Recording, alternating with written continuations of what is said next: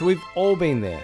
You're stuck in a bad habit, you want to change something in life, but you feel stuck. And so you start blaming yourself. If only I had more self-discipline.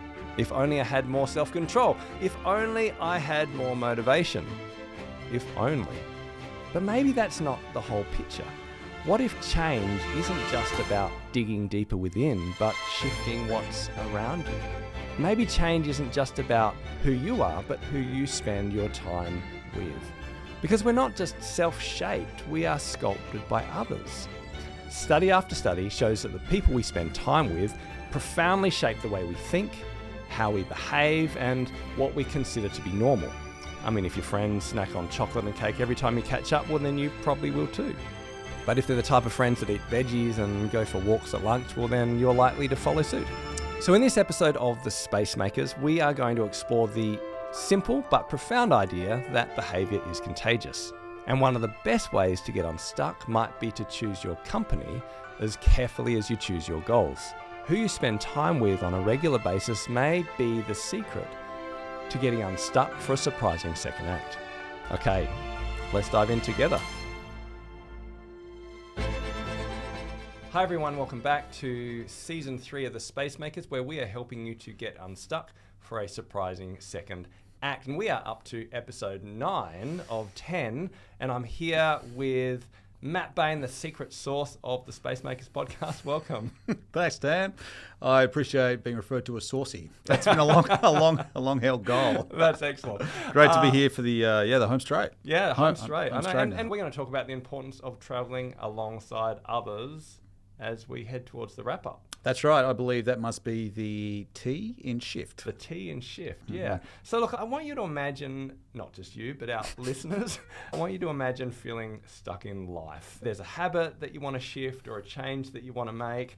And, you sit there and you think, I just need more discipline. I need more self-belief. I need more, motivation and drive. But I suppose what we'd like to question in this episode is whether or not that's helpful thinking. Is motivation enough? Or is it that we might need to think about who we're being shaped by? Because our environment, the people we spend time with, who we travel alongside can make such an enormous difference, particularly if we're trying to get unstuck. I don't know about you, although we have spent a fair bit of time together now, so I can probably guess. Like you Enough think, for you to say that, feel I can always read your saying mind. saucy. Yeah, call me saucy. But be fair to say, I think we all kind of know, or we all kind of intuit that change, as in personal change, is actually, it involves a social process. So like change is social. So we can look to psychology, we can look to neuroscience, we can look to sociology particularly.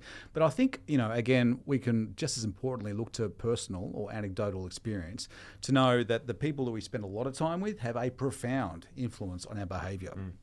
So this quote's been doing the rounds for a while. It's attributed to Jim Rohn, I believe, the late Jim Rohn, who said pretty much you are going to be the average of the 5 people who you spend the most time with. It's so true, isn't it? I mean, I don't know if the 5 people is scientifically validated, but it's definitely true that who you spend time with, who you shape your life around, will actually shape you back again like a mirror, right? Yeah, that's right. And I think it's so easy, particularly in our, individualized, social media-based culture, to just think it's all about you. It's about your habits, it's about your motivation, it's about your strategy and drive.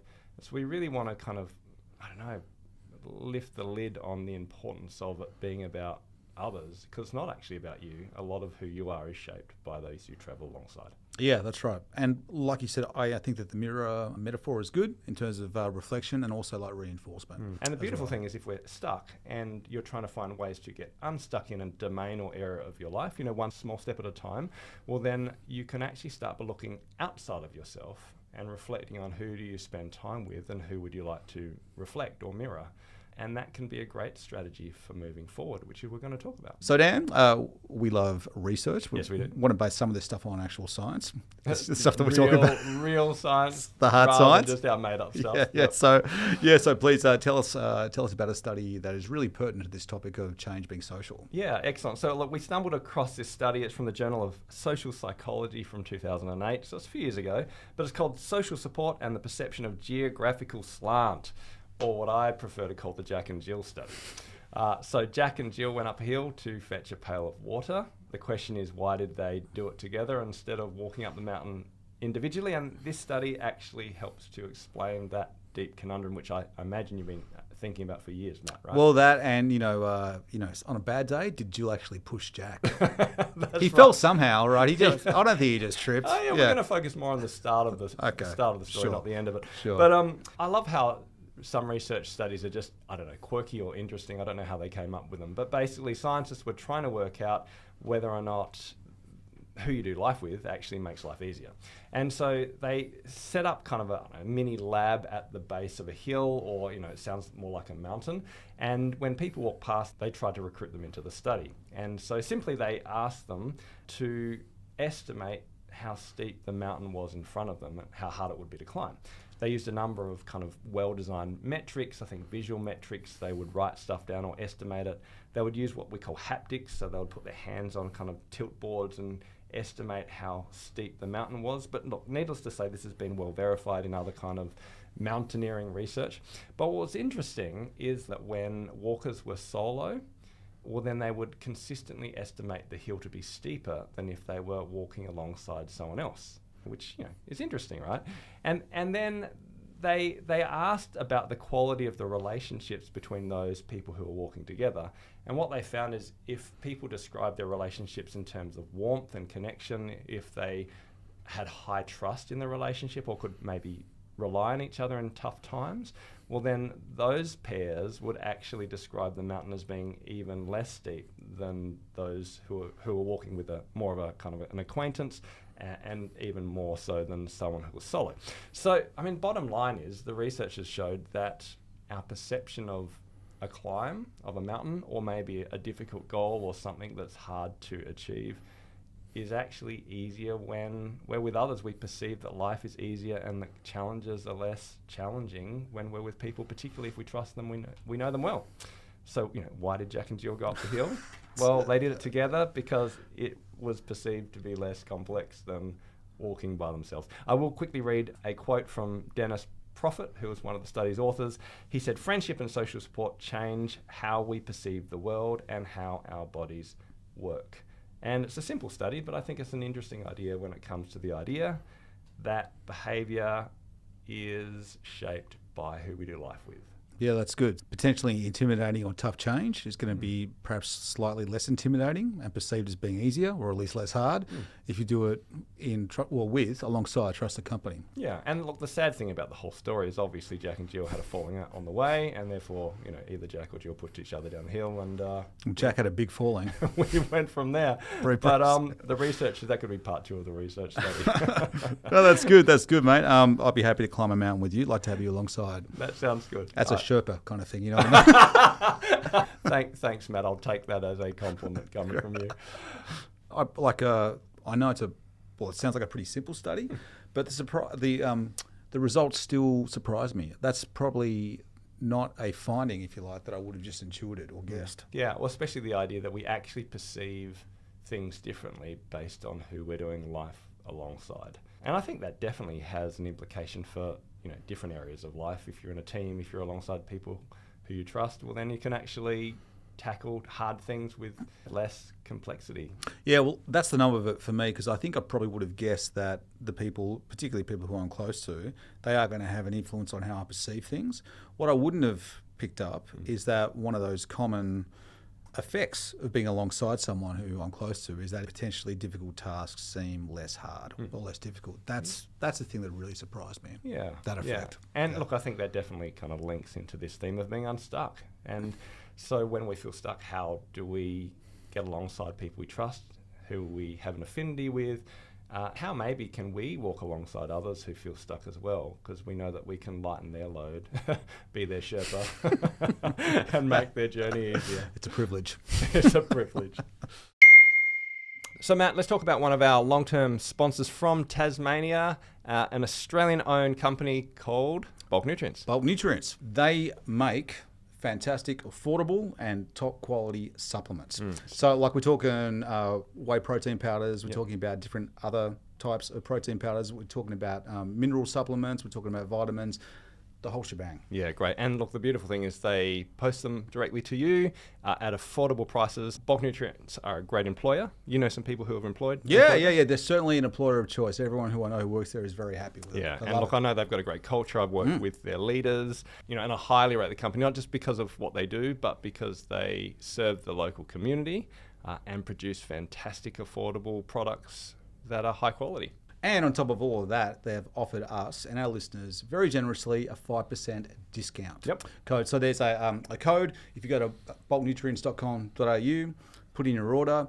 If you spend more than $45, then just put in Spacemakers in the coupon code and you'll get your 5% off. So check out the link in the show notes. Use Spacemakers as a code and improve your health. All right, so Matt, from Jack and Jill to the shift framework, do you want to summarize for our listeners the journey we've been taking you on, this acrostic that helps people get unstuck? So week by week, S is for select. So we asked people right from the very start just to kind of focus on one domain of life where they felt stuck, because we wanted to keep it doable, realistic, and not overwhelming. And second, of course, is the H. So we talked about harnessing your strengths. So again, for most of it, it's just so easy to start off from a place of deficiency, focusing on our weaknesses and trying to shore them up. But we made a case for how the science actually supports the idea of starting with a strength. So using a strength to get most leverage. I was for imagine multiple paths. So again, it's easy for us to kind of get stuck in a tunnel when it comes to problem or stuckness and then solution. So we just double down on the thing that we've already done. Yeah, pros and cons list, like either or thinking rather than multiple paths, which we talked about in that kind of episode. That's right. So imagine multiple paths. And then we got up to F, which stands for forging ahead with action. So again, there's a place for reflection, there's a place for contemplation, for planning, but eventually action is needed, and action breeds motivation and momentum. We talked about tiny habits. We talked about time blocking last episode, which we're going to feed back on in a moment. Yeah, that's right. And then the T, which is where we are now, traveling alongside others. Amazing. Yeah. As we climb a hill. Yeah. Well, what was our activity for last week? Yeah, so the activity was to start off with it. Step one was what we called a time audit. So that was finding a place that's conducive to focusing on your calendar or your diary, say over the past couple of months, and seeing what that reflected in terms of your priorities and values. So, because we talked about really how you spend your time, regardless of what you say and what you intend and your aspirations, how you actually spend your time and what you've actually put down, blocked off in your calendar or your diary is a really good indicator of what is truly important to you. You are what you do, essentially, and so your values need to be reflected in your time. Yeah. I am what I do, and the 5 people that I spend the most amount of time with. The 5 people you spend your time with, that's right. Now we're just mixing metaphors. So that was step number 1. So step 2, take a tiny little action that you want to kind of bake into your calendar and start time blocking it into your calendar and diary. Find the time, find the space, put it in there regularly, make it a habit. Yep, excellent. So how'd you go? So you've been working on commitments, haven't you? Yeah. Commitment therapy. Working on drawing them back a little bit, being a bit more discerning with them. For one of my roles in life, I have to do a fair bit of public speaking, right? A fair bit of talking, and I want to do that well, and I want to get better and better at it.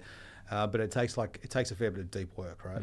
And so if I don't plan for that and schedule for it, because it's deep work and because I'm naturally more of a social beast, it's just easy for that time to get relegated to spare time, leftover time. And then you find yourself doing a crunch towards the end of Yeah. And that's a great way to summarize my entire uni career. Yeah. Okay. Lots and lots of late nights. All right. And early mornings. So I've gone to taking a standard average week. So I'm always thinking about it in terms of a template, and then blocking in hours at a time. So usually 2-hour blocks dedicated. And again, I probably only need a couple, you know what I mean, to do it well. But 2-hour blocks. Okay, nice. A week. So look, for me, I looked at my diary calendar, and I probably had 2 things that went on my mind. One, I realized, wow, I do a lot of work. My calendar's pretty chocked full during the week. The thing I'm trying to get unstuck on is in terms of spending more time on my inner life and enriching my faith and spirituality. But on the other hand, I thought about what do I have in my calendar, looking at it from a strengths perspective. Because if you look at your overall life, I've just got a heap of meetings and a whole lot of stuff that I do. But actually, I'm pretty happy that I have a lot of the bits and pieces in place that I need. I eat, dinner on a Monday night with our neighbours, and that's kind of a shared communal faith experience thing. Sundays I have a gathering, connect with my church. I have a prayer on Thursday mornings. I have like monthly catch-ups with some friends. So I just have a number of things in place, and I'm like, actually, I think that's enough. I think they're the right type of rhythm. So I didn't actually change much. So what I was thinking about is I was thinking about our pre-commitments and the idea that when you put time in your calendar, you're like Ulysses, is it? Kind of tying himself to the mast and saying, this is who I want to be, even if I don't feel like it, or even if my emotions kind of push me somewhere else. I think what I've realized is I've put in pre-commitments years ago that are still the right rhythms, and they're holding me true, even though there's a wrestle in my inner life. The patterns and rhythms themselves are really helpful. So I'm just going to continue. It's almost as if you've established those really helpful anchors. Yeah, it's like in a different time of life when there was motivation to put more energy into something, I created rhythms and patterns, and I'm going to keep the habits going because they see me through. And that's a really helpful thing. So Matt, let's just talk about a bit more of the research. I mean, I think people do recognize intuitively that behavior is contagious and that, we become who we spend time with. But what are some of your thoughts around that? So this is like a mixture of thoughts, but largely like stuff that you and I have read, like going back to that research, which again just I think largely confirms what most people kind of pick up from their lived experience. So the first really interesting study, and this one was particularly good because of its length, so it's longitudinal, so it went for 32-year time span, and it involved thousands of adults. It was undertaken by Harvard professor Nicholas Christakis and his associate James Fowler, and they kind of came up with the idea that behaviour, and this is again, this is wild, it's spread, if you like, almost like a ripple effect through social ties.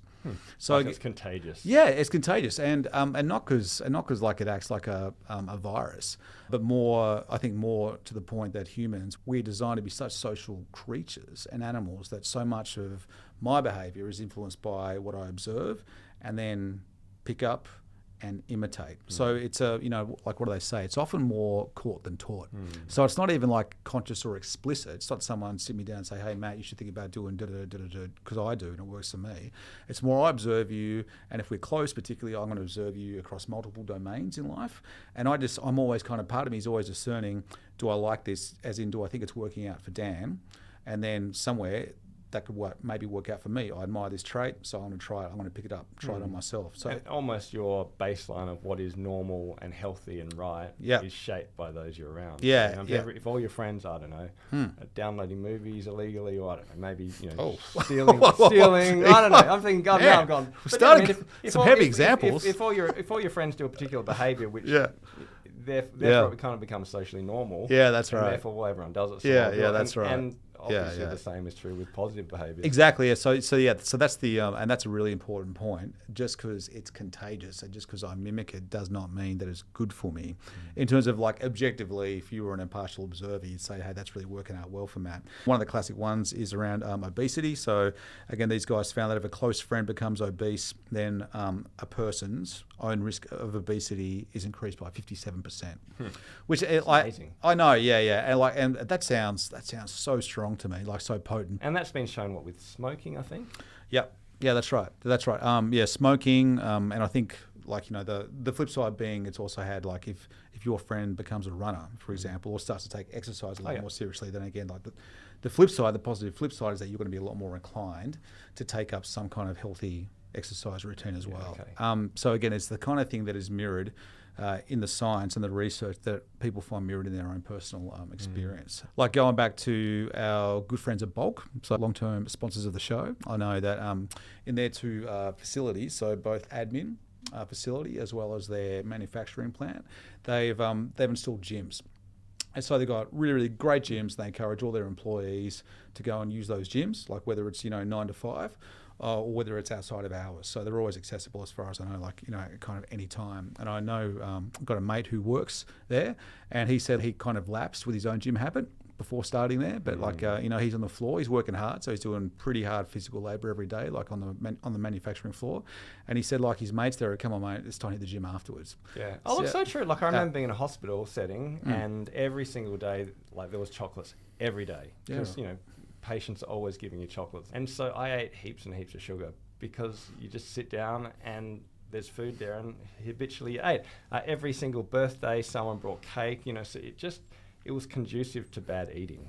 And then I worked in a different workplace, same job, as a physio, and yet this kind of group were just different, and they swam competitively 3 times a week in the hydrotherapy pool.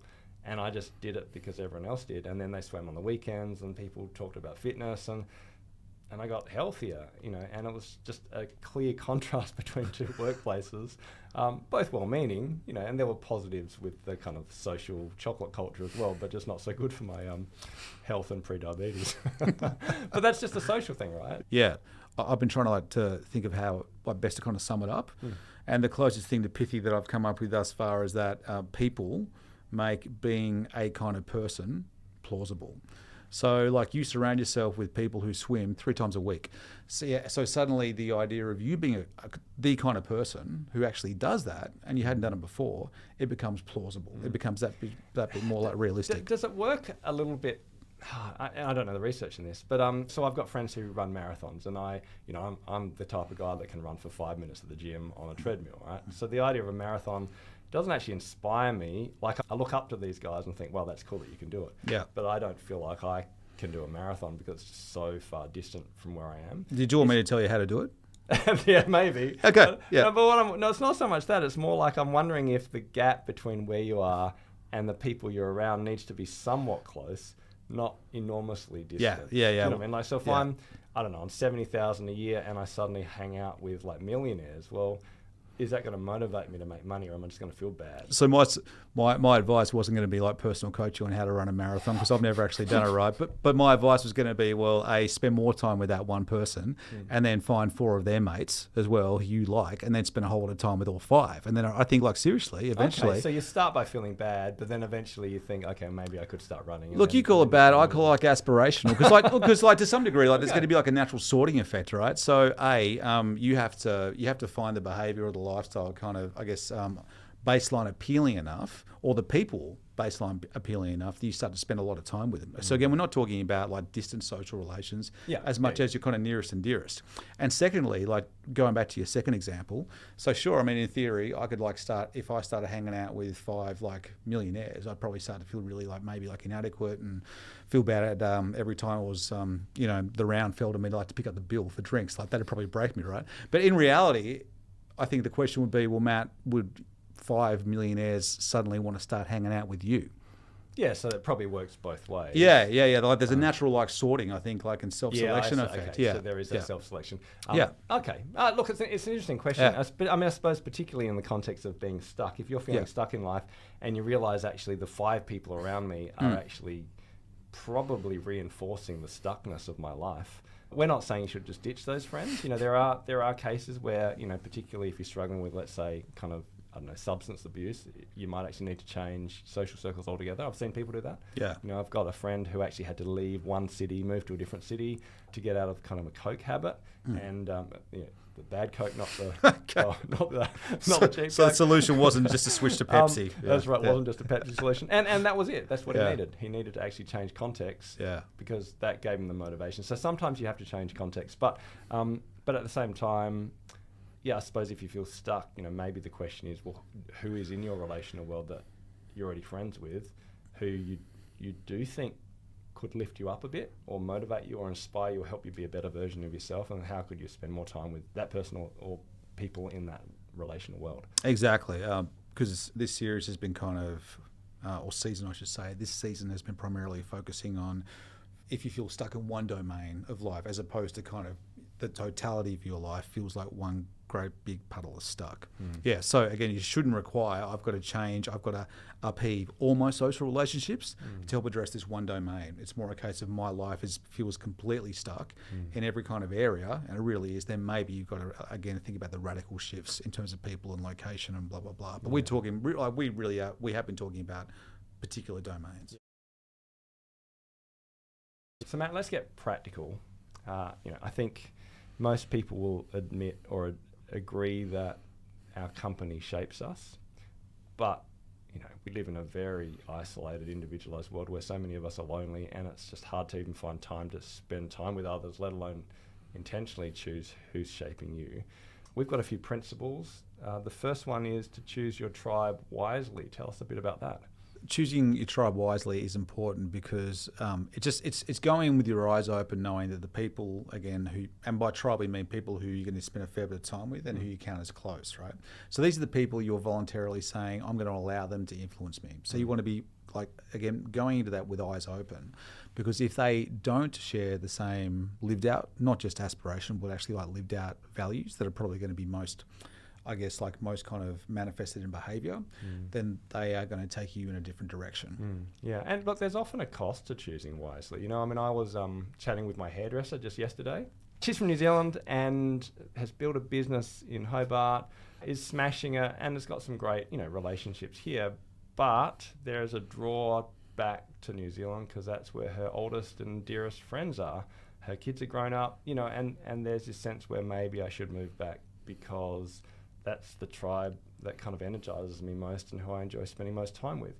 And I actually think that's really wise. You know, when I think about picking a job, I actually think too many of us choose jobs and workplaces and cities based on the wrong metrics. You know, will I get the right career? Will I kind of go up the corporate ladder? But actually, I think, like we've talked about before, you know, who your oldest and dearest friends are, who the people are in your life who are going to influence you and influence your kids and make the biggest impact in your life, I think they should be really significant factors in where you choose to live. So I guess what I'm hearing, there's two things that are running parallel, but they're in tension, I think, as well. Because I've got, I'm sure, you've got, I'm sure, most people have got, I'm sure, old friends or old social connections, or even like calling family members.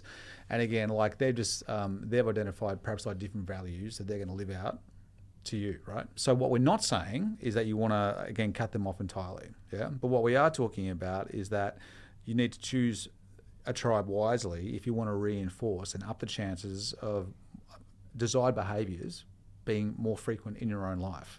So you won't get that from those particular old friends or family. That's what we're saying, right? Because they're on a different unless page. they're particularly helpful in terms No, of but we're saying, motivating. yeah, but if they're on a different page, then you won't get If they're it. on a different page. Yeah, but at the same time, you don't want to cut them off. I think the critical difference, the thing that holds those two tracks in tension, is time spent. So you can, because again, all the research seems to say it's the 5 people, for example, or you're in a tribe who you spend the most time with. Yeah. Now you can have old friends and you can have like dear family members who you've got a lot of history with, and you don't want to cut them off, and what you've got is special and unique, like we talked about before.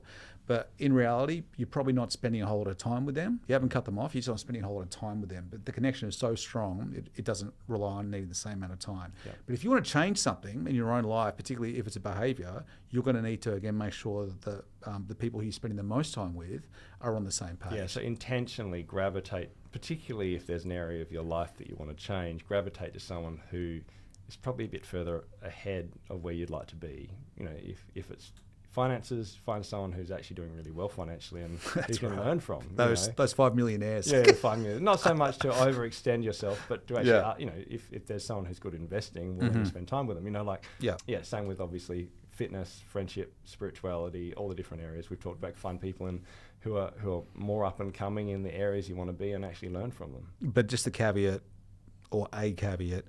the risk is, I think, that we've almost presented this in such a way, or it can be taken in such a way that either it comes across as mercenary, so like find people who got a desired behaviour or trait or outcome that you want and just like zone in on them.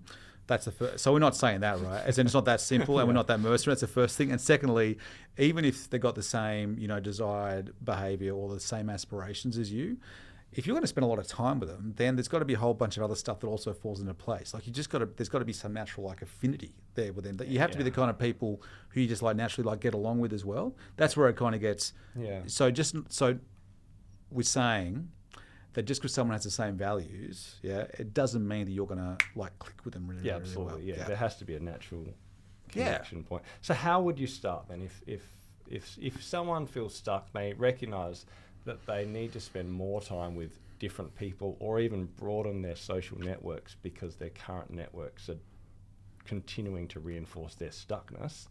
What are some things you could do? Yeah, well, how about we go from perhaps easiest to more challenging? Sounds good. Okay, so easiest. So the easiest path would be if you've already identified 1 or 2 people in your life who you do have like some good, a friendship connection with already or familial connection with already. So you get along with them, right?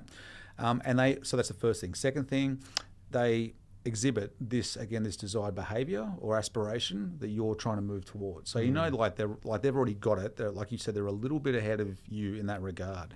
So those two crucial ingredients are in place. You get along with them, you've got a pre-existing relationship, and they've got this value that you also value. Then simply turn up the dial on how much time you're spending with them. They're already in your life, so you're not starting from scratch, right? So just turn up, shift things around. Again, time block, more time with them. Yep. The second step, so a little bit more challenging, still not that difficult. I've been thinking about this. You may say want to change pretty drastically your diet and your level of physical activity, and maybe you think that intellectual capital that we talked about a couple of episodes ago. I'd like to do more reading, for example. Yeah. So you could say all that kind of clusters around this general idea. So you can nest all those individual aspirations under the heading or in the bucket of self-development or self-improvement. You're not going to get all those ticked off at once, and some of them are going to be a bit more demanding than others. What you could do is find a group that's already existing that is kind of adjacent to that stuff. So you find a group that has got some element of self-improvement. Because you know that if you join that group, so say for example, you say, well, if I join a book club, then chances are I'll have some great conversations that are a bit more philosophical, for example, right? Okay. But chances are, because people are already part of that, have self-selected, and they've got this idea of some degree of self-improvement, you're probably going to find a couple of people in there who, if you said, hey, do you want to go swimming this weekend? They go, chances are, I would. Yeah, and look, obviously, even if in that book club example, you're picking particular types of books or particular types of people, so just you're naturally selecting a growth in a particular type of area, by nature of that's right. That's right. In a particular kind of area, but it's probably going to be adjacent to other areas. And then that opens up avenues potentially, if you have an affinity to someone, you connect well with them, to then start exercising with them or hanging out or going to the park or whatever it is. Yeah, that's right. That's right. So if you join the CrossFit box, for example, it's probably not far off saying to someone there, hey, do you mind hanging out this weekend and we'll do some meal prep together? Yeah, that makes sense. And that's why I think even things like if you feel like you're struggling with friendships full stop, you don't want to walk around saying, hey, I need a friend. You want to actually find something that you enjoy doing. And I think a great way is, either sport, but another way is actually to serve, because when you start serving, I don't know, you join a soup van or a kind of a service-based club, you tend to find people who are, wholehearted and generous and thoughtful, because that's what people do when they serve, right? So then, like you said, you're adjacent to the types of people who then might become friends and open up different areas of your life. And then, we know, at least where we're based, I'm sure it'd be the same in any kind of, bustling cosmopolitan centre like Hobart. There are men's groups. There are women's groups as well. Again, and as far as I'm aware, you can roll up and just sit in the room and not be pressured to kind of have to spill anything. But you're surrounded by a bunch of people, again, who want to some degree, evolve, develop, talk about stuff. But the rub, though, I would say, is you can join a group and you can still kind of suck and take from people. Whenever you join a group, I do think that we need to become the type of people who can serve and give and listen and be generous, even if we don't feel like we're that type of person. That goes back to our previous episode, act your way to being the type of person who cares for others, who's thoughtful, who serves, who is generous, even if you don't feel like doing it. And by becoming that type of person, well, then you'll probably attract others who are like that and therefore reinforce that identity. Yeah, that's good. So that's the second option. Yep. And perhaps the third and most kind of challenging option. It's going to be something along the lines of taking some of your financial capital and paying for a very specific service. And that specific service is going to mean that you've got to be pretty transparent and perhaps vulnerable about what it is that you want to change. Yeah, so there's roles where you want to join a professional, get professional counselling, coaching, et cetera, et cetera. Exactly. But probably, again, chances are that's going to be one-on-one, or it's going to be a small group, and which means you're going to pay more for it up front. And again, it's going to be pretty much, we all know that you're here for this very specific thing that you feel stuck in. Let's work on changing it. One of the reasons I started the Spacemakers Dojo, which is kind of my online community, where we meet every fortnight, because it's kind of low bar accountability and low bar support in that sense. You can turn up or you can choose not to, but there's this rhythm where people can turn up every fortnight and say, this is what I'm learning, this is what I'm working on, this is how I'm making space, this is what I'm going to do next fortnight. And then the next fortnight, they'll be asked the same questions. What did you do? So I just think that's, again, an example of a professional setting where you can put yourself into a community and then grow and learn. But there's lots of those types of examples around. Yeah, that's great. So Matt, we've talked about traveling alongside others. We've talked about Jack and Jill going up a hill. We've talked about how mountains are easier to climb with others and the importance of accountability. But maybe we'll just have a pause for a moment like we always do to give our listeners time and space to reflect on what it looks like for them to travel alongside others. Do you need to spend more time with some people and less time with others? Do you need to shift your own perspectives and just acknowledge just how much your context and environment shapes you? Or is there something practical you need to take away from this conversation? Just pause for a moment and try to grab one thing that you can walk away with to travel alongside others.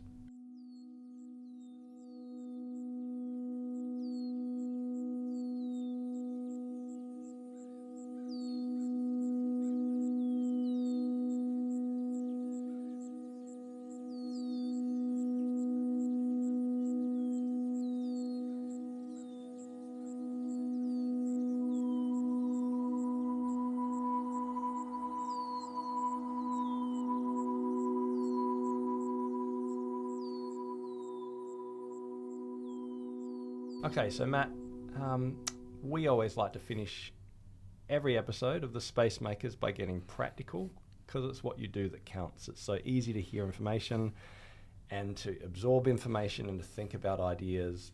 It's actually hard to do something. We've been thinking about how could we help people do something about traveling alongside others, and there's so many options, right?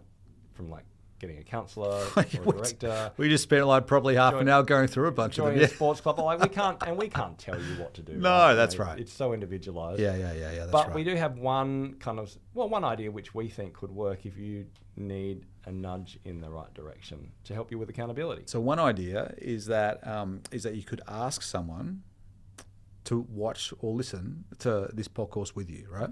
So that's going to naturally bring up this idea of being stuck in a particular domain of life. It's going to come up with some strategies as to how to go about trying to address that. And eventually it's going to get to this episode. So that could be a really good catalyst for just kind of like more naturally or perhaps less awkwardly having that initial conversation where you just introduce this idea of, I guess, like mutual support. Yeah. I imagine it's a fairly easy in. You're having a coffee with someone and you say, hey, I've been listening to a podcast that I like. Yeah. But it's made me think, because this season is about people who feel stuck in an area of life, and the podcast kind of guides people through step by step how they might get unstuck. Yeah. This is what I've been thinking, and it could be a conversation. But, as you said, even better if someone else then listens to the first episode and you talk about it. You might even say, hey, how about we actually listen to an episode each, have a coffee every fortnight, and talk about what we did, because it could actually help both of us to move forward. And there's your accountability piece, there's your community piece. Yeah, like you're doing some healthy bundling there as well, I guess. Healthy bundling, yeah. But we did actually create this kind of structure so that people could get unstuck together. Yeah, that's right. So use it. Yeah, that's right. If it's kind of like a scaffolding that makes it easier for you to actually have those unnatural conversations that are a bit more meaningful and real, well, hopefully the podcast can be the scaffolding you need. You could even get a group of friends and say, look, let's have pizza or have dinner once every week or once a fortnight for the next, 10, 20 weeks, how long it takes. Listen to an episode or watch an episode on YouTube and, talk about it. The only thing that we'd ask or that we'd actually demand is that you demand that everyone who turns up then has to share the podcast with one other person as well. Oh, it's perfect. It could be like a pyramid scheme, pay it forward. I like it. Perfect. So regardless of which way you go about it, our encouragement and our hope is that everyone out there who's listening finds someone who they can travel alongside with in this particular journey, and someone who they can both encourage and be encouraged by to shift in the one area that they want to. Yeah, because if you go back to that X, the chiasma that we talked about in episode 1, when you feel like life's a fog, when you're in a hard stretch and you're finding things difficult, we just don't want you to do it alone. That sucks. Yeah. And while it can be hard to travel alongside others because you have to be vulnerable, and sometimes it's just hard to find people who are maybe mature enough or thoughtful enough to give you that space, it's really worth the effort, because I think that's the only thing that can truly help you get over that mountain, at least, with less pain and with a lot more enjoyment than traveling by yourself. I think, and this is just like paraphrasing what you said, so I'm going to give you credit for this. It may be hard to be accountable and again be vulnerable and take the risk of traveling alongside someone else, but it's going to be harder doing it alone. Be harder doing it alone. Hopefully people are making progress, but we're going to wrap up next week by talking about the goal of the goal, which is a fascinating concept by Dan Heath. We won't kind of ruin it now, but it's about working out what your actual goal is. Yeah, and we're going to wrap up the whole pod course and unveil what we hope will be season 4, which is quite a different topic altogether, and you and I are excited about it. But until next week's final episode of season 3, make space. Make space.